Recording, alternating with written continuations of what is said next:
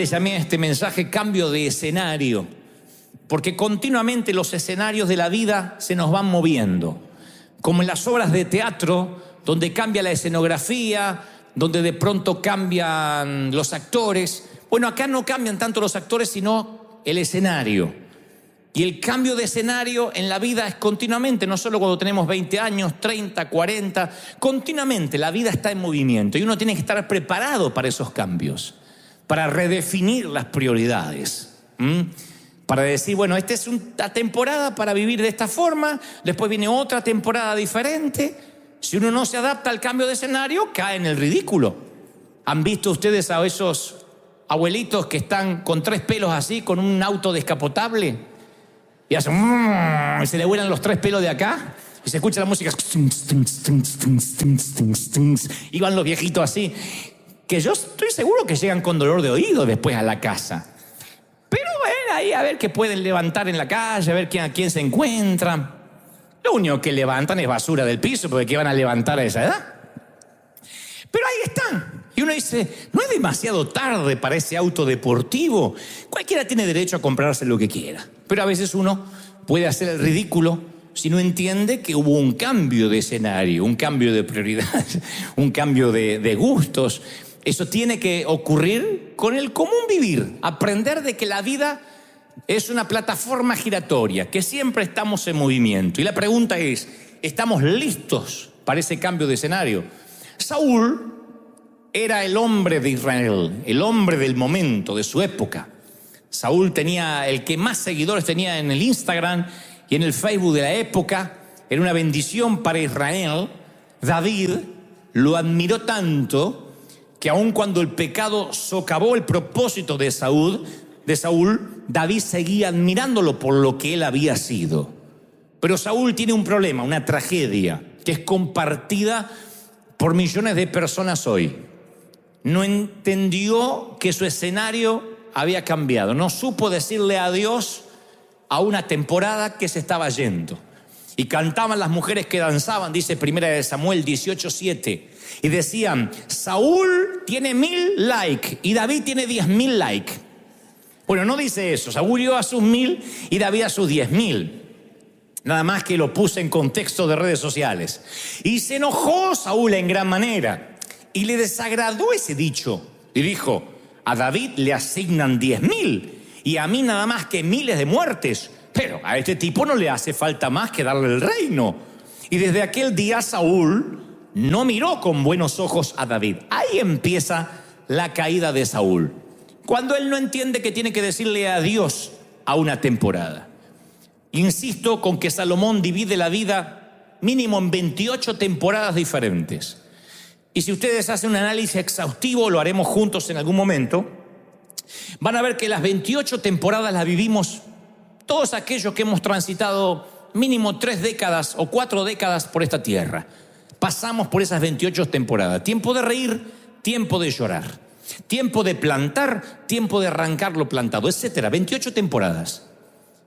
El no entender que la temporada ha cambiado puede generar ese síndrome de Saúl, donde nos volvemos posesivos con el territorio asignado, egoístas, temerosos ante el cambio. Nos preocupa el cambio, lo nuevo. Y uno tiene que aprender a que las temporadas llegan y no se quedan para siempre, sino que se van. Cada temporada en nuestra vida tiene sus ventajas y desventajas. Si hay aquí adolescentes, dirán, bueno, la adolescencia tiene muchas desventajas, pero yo te puedo enumerar las ventajas que tiene. Si tú dices, nosotros tenemos hijos pequeños, no podemos dormir nunca, porque el que no tiene fiebre uno tiene cólicos el otro, yo te puedo enumerar ventajas que tienes con respecto a los que tienen hijos grandes, que a lo mejor no sufren con los cólicos del muchacho del mamut de 25, pero sufren con otros problemas. Cada temporada tiene su desventaja y sus ventajas. El noviazgo tiene sus ventajas y desventajas, el casamiento tiene sus ventajas y desventajas. Cada edad tiene sus prioridades, sus cosas bonitas y sus cosas no tan bonitas. Y uno por eso tiene que aprender a redefinir las prioridades. Lo que para ti era una prioridad a los 20, ahora no te importa. Lo que para otros es una prioridad, a ti no te interesa o viceversa. Yo aprendí que los cambios de temporadas me paran en otro momento de la vida, en escenarios diferentes, porque todo está en movimiento. Nuestros gustos están en movimiento. Y así como cambian nuestros gustos, cambia la opinión pública. La opinión pública es inconstante.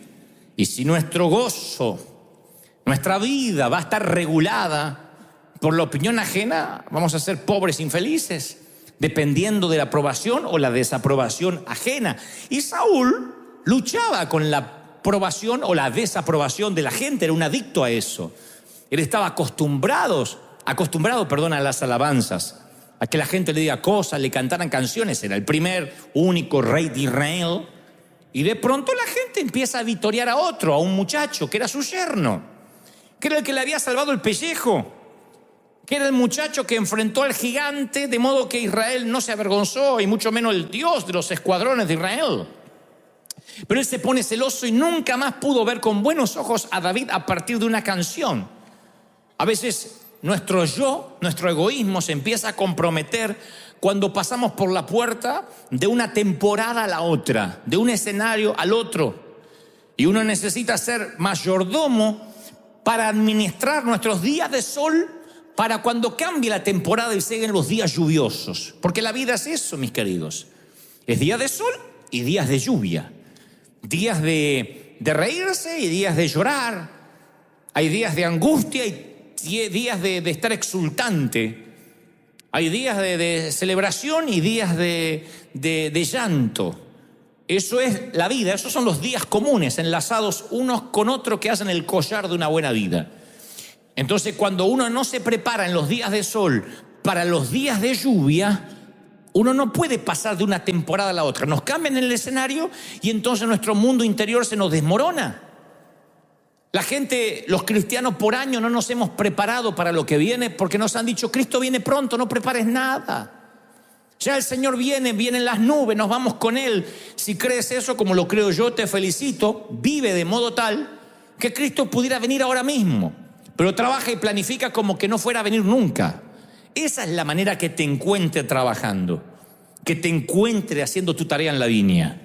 No con la vagancia de decir que venga Él y me rescate, no voy a hacer nada. Porque eso genera un montón de gente que no tiene sueños, que no tiene visión, que tiene castrada su futuro, lo que Dios tenía para con ellos. Entonces, independientemente de que creamos que el Señor viene y lo estemos esperando con premura, uno debe trabajar, esforzarse, decir, bueno, mi temporada va a cambiar, no siempre va a ser así, no todo se va a mantener igual. La vida cambia, los actores de reparto cambian, los que están a tu alrededor cambian. De pronto tenías un matrimonio, se deshace el matrimonio y tu escenario cambia. Y de pronto tenías una pareja y enviudas de una manera fortuita. Y tu escenario cambia de la noche a la mañana. Cambian los actores, cambian tu entorno, cambia tu mañana, cambia tu anochecer, cambian los cumpleaños, cambian los días del padre, cambian los días de la madre, cambia tu manera de celebrar la Navidad, cambia el escenario. Y yo no te estoy diciendo que te prepares para una tragedia necesariamente, pero sí para los cambios de escenario. Porque si la identidad nuestra está aferrada a un escenario, cuando se mueva el escenario se nos desmorona el mundo interior. Hay pastores que ya no pueden predicar y contemplan el suicidio. Después de haber ayudado a tantos a vivir, contemplan no tener sentido de vivir. Y si bien algunos no se atreven a cometer el pecado del suicidio, se empiezan a dejar morir. La depresión empieza a crecer a pasos agigantados y ya no tiene sentido su vida porque no puede predicar como lo hacía antes. ¿Por qué? Porque su identidad está asignada o está relacionada con lo que decía, con lo que hacía, con la tarea de Dios en lugar del Dios de las tareas. Y hay un momento que los escenarios cambian. Moisés, se sentía en el mejor momento cuando apalea a un egipcio. Él tiene 40 años de edad. Él dijo, este es mi sweet spot, este es mi momento. Sin embargo, Dios lo mete 40 años más en el patio trasero del desierto y dice, este es mi momento, dice el Señor, este es tu momento. Cuando él no se sentía, cuando su escenario había cambiado, cuando había desierto, cuando ya no era príncipe. cuando era simplemente un pastor de ovejas con una identidad destruida, de modo que decía: soy tartamudo, soy torpe de lengua, ¿quién soy yo? Pero ahí es cuando Dios dijo: el proceso hizo que cambiaras de escenario y ahora estás listo. El tema es que nosotros no estamos preparados para comprender que a veces Dios nos va a cambiar de escenario. Pablo le dice a los Corintios en la segunda carta, capítulo 12, versículo 14: no deben atesorar los hijos para los padres, sino los padres para los hijos. Cosa que se nos olvida a veces, que uno va por la vida pensando que solamente es nuestra vida y no afectamos más a nadie. No, uno tiene que atesorar, dejar herencia para los que vienen detrás. Algunos hemos tenido que comenzar sin nada con qué construir. A mí no me dejaron casi nada, pero eso no me da la pauta de yo no dejarle nada a los míos, a los hijos espirituales, a los hijos no solo de vínculos, sino a los hijos de sangre. Si cada adulto provee lo suficiente para su día, en lugar de ser un inversionista, un proveedor, es un consumista. Solo consume, un día se muere y los hijos se quedan sin herencia, sin impartición. Por eso, padre, prepara a tu hijo. Líder, prepara a tu discípulo. Ten cuidado de no consumirte todos los recursos y no dejar nada, porque cuando no dejamos nada, pasamos por la vida y nadie supo que hemos estado aquí. Se nos cambió el escenario, nos cambiaron la temporada, nos fuimos y la obra murió con nosotros, que es lo peor que nos puede pasar. Hay un momento que nos tendremos que ir. Y pobre de los padres que le dejen deudas a los hijos. Pobre de los hijos que tengan que cargar con deudas de los padres, que los padres le dejan quiebras, bancarrota, que vengan los acreedores y le dicen: mi más sentido pésame, ahora que su papá murió, ¿quién me va a pagar? Y el hijo tenga que hacerse cargo no solo de una herencia que no tiene, sino de una mala administración. ¿Cuántos de aquí creen que son de bendición? ¿Cuántos dicen: yo soy una persona de bendición? Dígame amén si crees que eres de bendición. Si eres de bendición, dejas bendición. Te bendeciré y serás bendición. No dejas deudas. Si eres una persona de bendición, donde vas bendices. Ni que hablar de tus hijos, de tus discípulos. Una herencia es recibir gratis aquello por lo que alguien pagó un precio que tú no pagaste. Y esa es la tarea que tenemos que dejar a nuestros hijos, a nuestros discípulos, que empiecen desde nuestros lomos, no desde el mismo suelo. ¿De qué me vale decirle a mi hijo: vas a pasar el mismo hambre que yo, quiero que pases el mismo frío que yo, quiero que no tengas para comer para que aprenda? No, yo quiero que ellos mínimo arranquen de acá. Pero de lo que yo le doy van a tener que multiplicarlo. Quiero que la tarea se le haga más fácil, que tenga una vuelta menos que dar en la maratón de la vida. Pero eso no significa ni que les voy a hacer la vida fácil, ni que ellos van a tomar gratis lo que recibieron y lo van a esconder. Acuérdense la parábola de los talentos, que el que escondió lo que recibió se quedó ni siquiera sin eso. Esconder, mantener, es perder territorio en todos los órdenes de la vida. Yo sé que hay personas acá que están manteniendo su llamado y creen que es fidelidad. Dios me llamó hace 50 años a hacer esto. Pero hay un momento que Dios va a cambiarte el escenario. No cambia la relación de Dios contigo, pero cambia el llamado. Ya no vas a hacer lo mismo. Ese día va a llegar. Y si no estás preparado para eso, te va a pasar lo de Saúl, que derrochó sus últimos años en tratar de matar a David.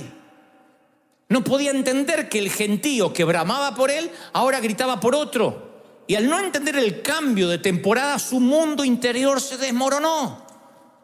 Hay gente que se mueve de país y se le desmorona el mundo, porque creía que la felicidad estaba en el país donde vivía. Otro se le va de al lado a la persona con la que creían compartir la vida. Algo pasó y se le desmorona el mundo, porque le asignaron un peso a la persona que no tenían que haberle asignado. La felicidad no puede depender de otro. Como Dios nos vino hablando, si uno no se ama a sí mismo, no puede amar ni al otro, ni puede amar a Dios. Entonces a veces nos cambia el escenario, nos cambia Dios los sitios donde Él quiere hablarnos. La ubicación geográfica para Dios en el antiguo pacto era muy importante. Dios le decía, y Abraham le dijo, Dios a Abraham, sal de tu tierra. Le dijo a Moisés, sube al monte, baja de ahí, vete a Moriah. La geografía, la topografía era muy importante para Dios. A veces Dios nos cambia de lugares para que tengamos una perspectiva diferente. A veces nos pone en un fondo de un pozo para que veamos la luz y solo estemos obligados a mirar para arriba. Y uno a veces para mirar para arriba tiene que estar una temporada en un pozo, en un hoyo. No nos gustan las temporadas de hoyos. Pero José, sin temporada de hoyos tú no llegas tampoco a Egipto. No nos gustan que nos odien la túnica de colores, pero sin el odio de tu túnica no llegas a tu destino. Hay temporadas. No se puede vivir de eterna primavera. Hay temporadas de primavera, de otoño, de invierno. El tema, ¿estás listo para ese cambio? ¿Estás listo para que cuando cambie tu temporada tú contribuyas al éxito de alguien más? No puedes morirte como jugador. En un momento vas a tener que ser entrenador. Hay mamis que no están preparadas para ser suegras. No están preparadas y por eso se transforman en las típicas suegras. Todas dicen lo mismo, no, yo sí estoy preparada. Y después un día la hija se le casa, dice, esta se casó y ahora se olvidó de mí, yo ya no importa. Y le agarró el espíritu de suegra porque no está preparado para adoptar un hijo más. A otros les agarra el espíritu de suegro. Cuando la hija dice, papi, este es el hombre, ay, es tan parecido a ti, te dice. Y vos lo ves y decís, si ese es parecido a mí, Señor, o le arreglas la vista o me llevas. No. No están preparados para que tus hijos tengan que volar su propio vuelo, como te pasó a ti, que volaste y no preguntaste a nadie. Nos pasa con nuestros hijos y nos aferramos, mantenemos el territorio. Es que mi hijo no se puede casar, todavía no terminó la carrera y no sabe lo que quiere. Yo sé que no sabe lo que quiere. Usted lo ve grandote, me dijo una mamá, usted lo ve grandote, pero yo sé su corazón que es chiquito. Yo lo veo como mi bebé. ¿Qué edad tiene? 31. Unos pelos en la pata así tenía el vago. Y ella no estaba preparada a la transición, al cambio de escenario, a ceder, no perder, ceder territorio. Uno tiene que decir, bueno, terminó mi tiempo de jugar en la cancha, en el estadio, ahora voy a las gradas a entrenar. Y desde otro lugar, desde otro cambio de escenario, usa la sabiduría. David se hizo famoso, entra en las grandes ligas bíblicas matando a un gigante. Es el matagigante David, primer mote por el cual se conocerá el salmista. Antes de que sea rey, antes de que sea salmista, antes de que sea un hombre conforme al corazón de Dios, será un niño que mate a un tipo de 4 metros de estatura, un Hulk, que llega al valle de él a desafiar a los escuadrones de Israel. Pero ahora David ya es rey. Ahora David tiene 40 y tantos años y vuelve a salir a la guerra y enfrenta a otro gigante. Y los muchachos que están con David lo dejan porque dice, si hay alguien que sabe matar gigantes y se hizo famoso por matar gigantes, es David. Y se enfrenta, dice el segundo libro de Samuel 21:16, con un hijo de los gigantes que casi lo liquida a David. Y entonces uno de los muchachos de David llega en su ayuda y hiere al gigante y lo mata. Y los hombres de David le juraron diciendo, David, nunca más en adelante salgas con nosotros a la batalla. No sea que te maten y apagues la lámpara de Israel. Que te mates y no tengamos más guía. Esto lo vemos como algo épico. Ay, cómo querían los muchachos a David. Imagínense esto para la hombría de David. Para la testosterona de David. Porque David, dice una versión que ahora no la traje en la Biblia, tenía abuelastros mexicanos. David dijo, ¿qué pasó? ¿Qué pasó? Que soy macho, dijo. No salgas, porque si te matan, apaga la lámpara de Israel. David descubrió que su llamado había cambiado. La iglesia, mis queridos, nunca nos preparó para esto, que el llamado un día va a cambiar. Nunca nos dicen, Dios te llamó y te llamó para siempre, y morimos con las botas puestas. hay un momento que el llamado cambia. Y te diré por qué cambia. Porque David ya no era necesario para matar gigantes. Y no estaba equipado para matar gigantes. Ni era necesario, ni estaba equipado para hacerlo. Dos frases que son principios de la sabiduría. Hay cosas para las cuales en la vida ya no eres necesario. Con todo el dolor del alma, mami, tu nene ya no te necesita, por lo menos del modo que tú crees. Ya no eres necesario en ese modo. Vas a ser necesaria en tu sabiduría. Cuando te vengan a buscar, no des consejo hasta que te lo pidan. Cuando vengan por ti. Pero cambia el escenario porque ya no eres necesario. No estás equipado. Hoy cómo nos cuesta esto. Cuando nos dicen ya no estás equipado. Ya no te entienden como antes. Lo que te gustaba a ti no le gusta ya a la gente. Hay artistas que se aferran a un llamado, a una forma, a un personaje y no cambia. ¿Vieron las películas de Rambo, la última? ¿Quiénes van a ver ese Rambo? Los nostálgicos. Yo vi el primer Rambo. ¿Lo vieron a Schwarzenegger? Hasta la vista, baby, que sale con un bastón. Harrison Ford, de Indiana Jones. Actores que de pronto se aferraron, la gente los tiene en una imagen. Y encima la gente que los va a ver al cine dice, no me gustó, está muy viejo. ¿Pero qué querés? ¿Y le sacaron el respirador para que hiciera la película?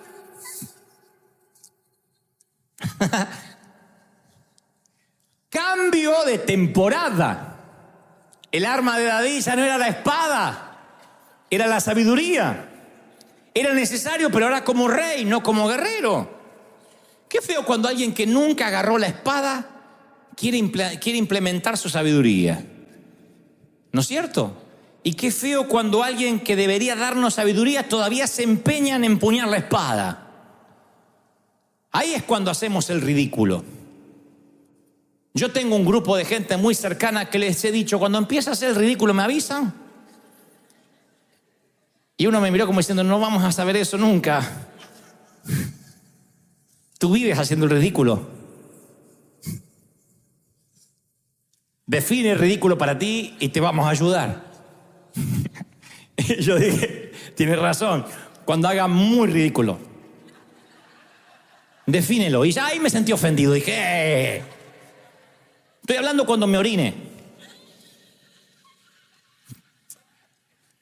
Estoy hablando cuando empiece a repetir la misma historia, cuando diga reciban y salgan los dientes. Díganme en unos minutos antes, Dante, ya no mate gigantes. Siéntate a impartir sabiduría. Tú eres la sabiduría de buenas y malas decisiones y las queremos oír. Tu llamado va a cambiar, prepárate porque va a cambiar. Si no, nos vamos a transformar en esas iglesias. Aquí no hay diáconos, pero donde esos diáconos se enquistaban en la puerta. Nosotros, Dios sabe que no miento, oramos, hicimos cadena de oración para que se muriera el diácono. Estaba joven, pero joven, tenía 60 y pico de años, pero Señor, llévatelo. Escuchamos ambulancia, decíamos, bueno, por ahí Dios nos escuchó y lo mataron en la esquina. Queríamos que se lo lleve. Porque la iglesia iba a su ritmo, a su manera. La gente tenía que sentarse donde él quería. Ni obedecía al pastor porque él había fundado la iglesia. Y estaba enquistado ahí. Dios me llamó para ser portero. Y no lo movían de ahí. Y de pronto quedó arcaico, obsoleto al cambio, al escenario, y él no lo podía entender. Gloria a Dios que Dios finalmente escuchó nuestras oraciones y se lo llevó. Ahí debe estar de portero en alguna parte pensando que él decide quién entra y quién no. Entonces uno tiene que amar más al Dios que te asignó la tarea que a las tareas que te asigna Dios. Uno se enamora de la tarea. Y uno empieza a amar lo que hace para Dios. Es que Dios me encomendó esto y uno se enamora. Y Dios a veces te cambia la tarea y no cambia tu relación con Dios. Tu caminar con Dios sigue siendo igual. Lo que cambió es la tarea asignada. Dios te dice, ya no quiero que me sirvas de esa manera, porque la vida está en movimiento, porque todo está sujeto a cambio y porque el escenario de la vida es móvil. Entender esto te evita dolores de cabeza. Pero si te enamoras de la tarea, te cambian el escenario y ya no quieres vivir. Es que no sirvo, que soy inútil, que me dijeron que soy vieja, me sacaron porque soy fea. Empiezan un montón de boberías que no resisten análisis, porque te aferraste a una tarea. David casi lo mata a un gigante y por sentido común, dicen los muchachos, los generales, matan a David, se nos termina la nación tal como la conocemos. Le dicen, no, David, quédate aquí, nos enseñas cómo batallar, las estrategias, nos haces dibujos, planos. ¿Para qué queremos? Eres una persona muy valiosa para hacer lo que siempre hiciste y esto va para ti. Eres una persona muy valiosa para hacer lo mismo toda la vida. Hay momentos que el escenario cambia y tienes que adaptarte. No te jubiló el Señor, no te retiró el Señor, te cambió de asignación. Y en esa asignación nueva es como darte una app nueva, es como darte una aplicación nueva. En esa asignación nueva empiezas a cambiar cosas y a entender que Dios te está reubicando para que como padre espiritual impartas en otro. Recuerde que el Señor dice que los justos son como árbol plantado a corrientes de agua, Salmo 1:3, que da su fruto, oigan, en su tiempo, no siempre. El fruto lo da en su tiempo. El mandarino da mandarinas en su tiempo. ¿Sí? La higuera da higos cuando es temporada de higos. Pero aclara el salmista, y su hoja no cae. Aquí vamos a separar frutos de hoja. Saúl no entendió que terminó su tiempo fructífero, pero que tenía que haber mantenido su hoja. Un árbol sin fruto está solo fuera de temporada. Un árbol sin hojas está seco. Y que no demos fruto no significa que nos tengamos que secar. A veces no es nuestro mejor tiempo, pero tenemos que entender que tenemos que seguir teniendo hojas, como pasa con jugadores de fútbol. Vaya deporte cruel, que para jugar al fútbol tiene que empezar mínimamente a los 16, 17 años en las inferiores. Para los 23, 24, la mayoría se le acaba la carrera a menos que sea una mega estrella.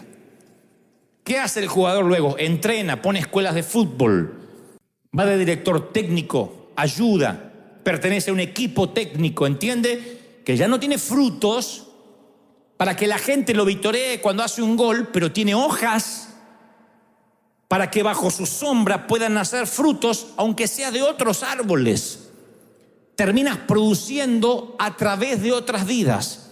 ¿Soy claro lo que trato de decir? Uno ministra, genera a través de otras vidas.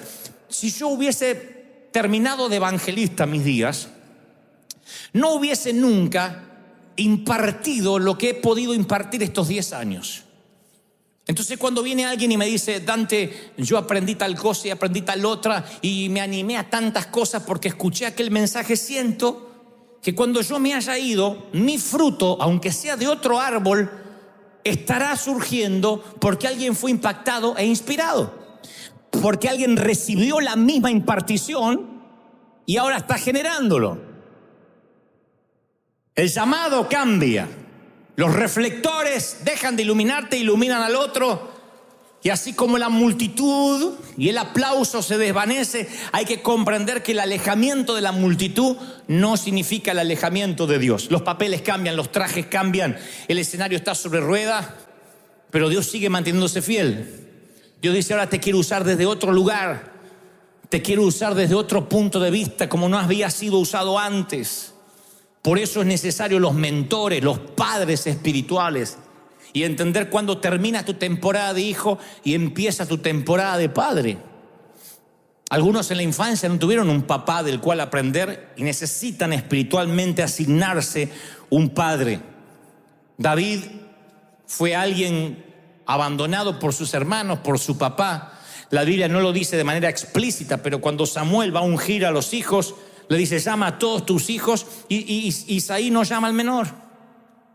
Y cuando le dice, no falta alguien, dice, sí, Como diciendo, no insistas, ese es el renacuajo, ese es el que cuida las ovejas. No le dice, claro, ¿cómo se me pasó? ¿Qué trauma va a tener? No, ese no. Me dijiste un rey para Israel, ¿qué te voy a traer a ese? Con esa actitud de no tener padre ni hermanos, David llega al palacio de Saúl y se aferra a Saúl, pero Saúl era el tipo equivocado, porque Saúl tipifica al típico líder que es un tapón, un techo que no te deja crecer. Es el típico líder inseguro. Un líder inseguro tiene miedo que sepas más que él. Tiene miedo que aprendas más, que Dios te revele más. Un líder inseguro le dice a la gente, venga que yo tengo la unción. Venga porque otro no te puede orar. Un líder inseguro dice, yo soy el que da consejería acá. Ninguno más, porque yo sé qué decir. La inseguridad no le deja delegar. Y en la vida es igual. Las compañías que crecen son las que delegan. Las que saben impartir el ADN. Los que hacen que el ADN, aunque el lote vaya creciendo, se mantenga, a pesar de que la compañía crece a pasos agigantados. Pero aquel que quiere ser patrón y empleado y hacer todo a la vez, su temporada cambia y un día se ve haciendo el ridículo, tratando de matar gigantes cuando ya no puede. Lo tenemos que entender hasta en la forma de vernos en la vida, la forma de vestirnos. Hay una edad en que ya no tienes el equipamiento que tenías antes. Alguno no entendió y el que entendió le explica en la casa. Mira así, dice, eso no tienes equipo. No prepararse para eso es querer aferrarse. Ustedes vieron, por ejemplo, gente que se opera o que se hace cirugías. No tengo en especial nada en contra de los que se hacen cirugías, pero yo nunca he visto a una dama o a un hombre muy adulto operado y que yo dijera, un chico de 20, no. Es un viejo operado.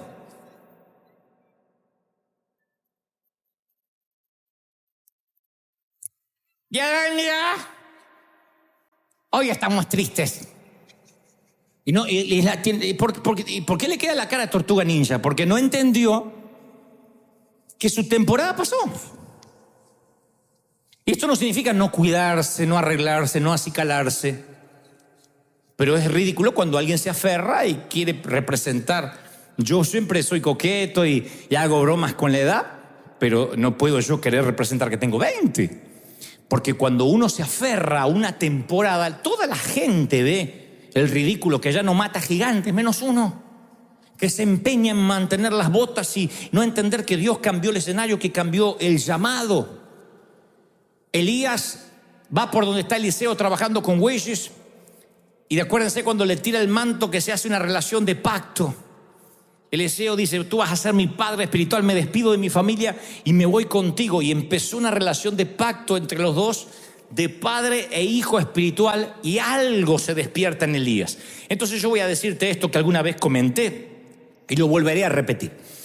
Todos nosotros, comprobado científicamente, en nuestros genes, por años, pueden viajar determinados talentos o dones. O sea que nuestro ADN, mejor dicho, técnicamente, hablando correctamente, sería que en nuestro ADN viajan genes que heredamos de abuelos, de bisabuelos, de algún antepasado, y no se activan hasta no estar en el entorno y la atmósfera o con la persona correcta. Te lo voy a poner así. Mi abuelo materno, papá de mi mamá, al cual nunca conocí, era un artista, escultor, actor, dramaturgo. Y yo no lo conocí nunca, porque cuando yo nací, él ya estaba muerto, así que yo nada más conocía a la familia, a los abuelos de los Goebbels, que eran todos los borrachos, los que te morían de cirrosis. Al artista nunca lo conocí. Y un día, con un bloc de hojas, estando solo en casa, se me activó el gen de la creatividad y empecé a dibujar de modo que asombraba a aquellos que habían estudiado dibujo.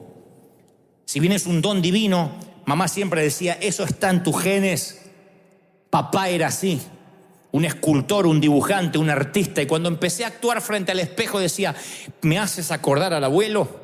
Papá era así, vivía actuando, cantando. Viajó en mis genes, quedó allí y se activó cuando estuvo la atmósfera correcta. A veces una persona, Acá debe haber gente que tuvo parejas. No digas amén, pero que le vaya al que le quepa el poncho. El que le quepa el saco. Entonces tú dices, ¿cómo puede ser que con fulano o con fulana yo era frío, apático, no sentía nada? Y te convences, yo soy frío, fría, yo soy así. Si tengo que cumplir, cumplo una vez cada año bisiesto, pero nada más. Cambias de pareja porque enviudas, porque... y de pronto sale la leona de adentro.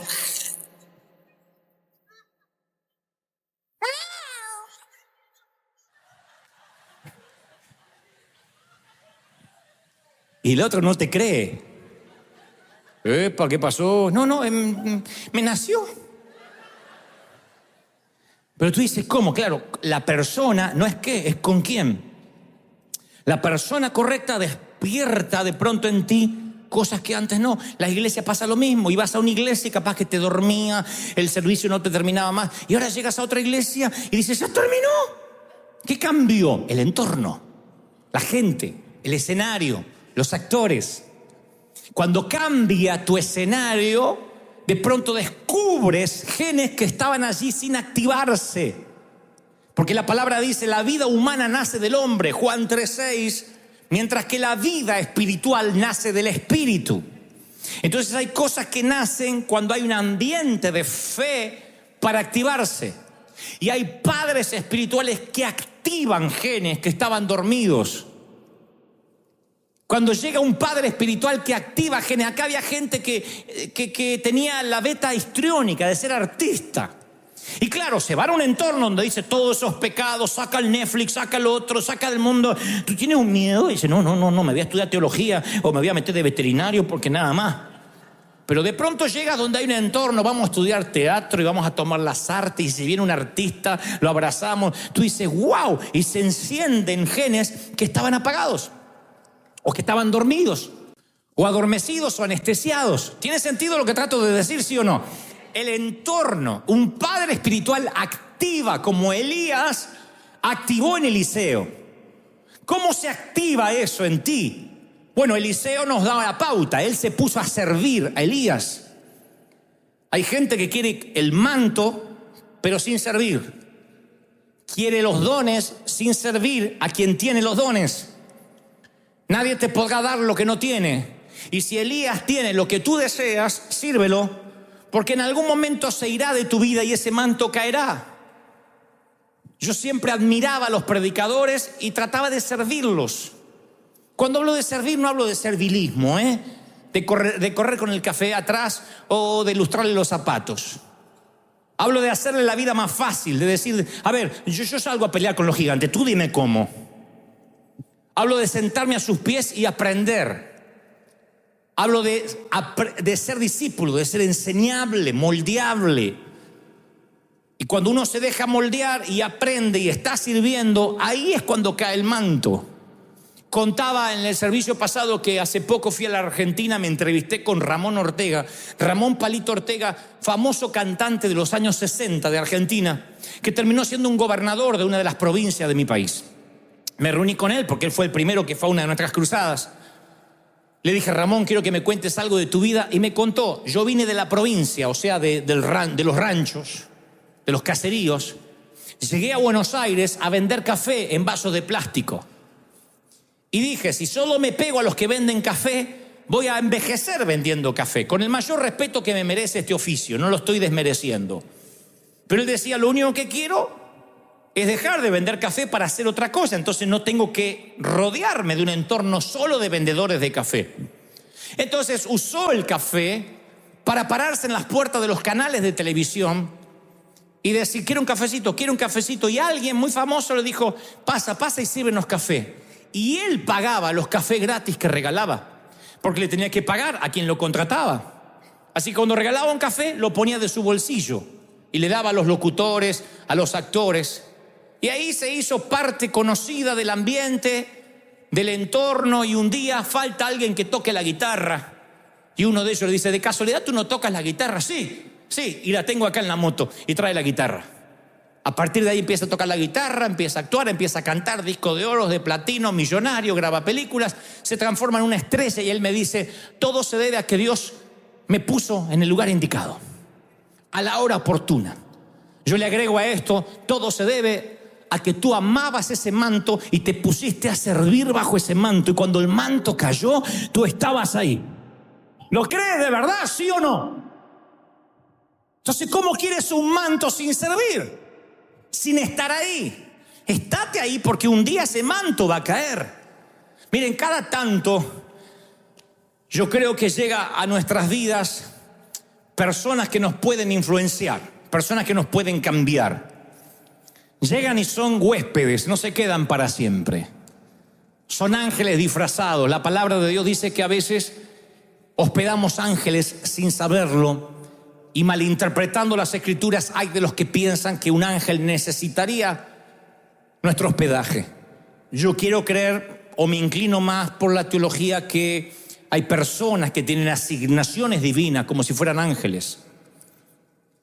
Y son ángeles de algún modo. Y que llegan a nuestras vidas, son huéspedes temporarios. Y aquel que camina por la vida con los ojos abiertos los suele identificar. No son perfectos, no son intachables. Estoy hablando de gente que son agentes enviados por Dios para impartirte un manto. Son padres. Son personas que te ayudan. No siempre tiene que ver con el linaje sanguíneo, a veces es un linaje de vínculo. Son personas que llegan a tu vida. Y cuando Dios te conceda la oportunidad de caminar en la presencia de esos tutores, de esos papás sustitutos, tú lo vas a saber sin consultarle a nadie. Su voz te va a calmar. Te van a decir 2, 3 frases y te va a traer una calma y una paz.